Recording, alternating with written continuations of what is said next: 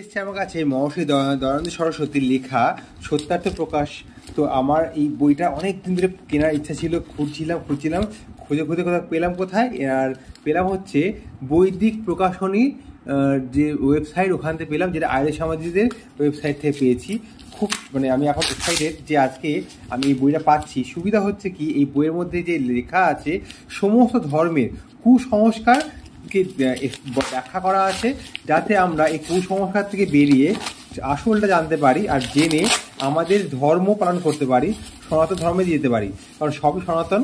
আর আজকে এই দেখুন বাংলা এডিশন, এটা সত্যার্থ প্রকাশ, মহর্ষি দয়ানন্দ সরস্বতী। আর এর দাম নিয়েছে মাত্র 90 টাকা।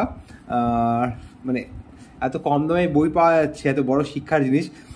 বেদের সত্যিকারে কীভাবে আলোচনা পড়াশোনা করতে হয়, জানতে হয়, বেদের জ্ঞান কীভাবে গ্রহণ করতে হয়, তার জানার জন্য এইটা খুব সুন্দর।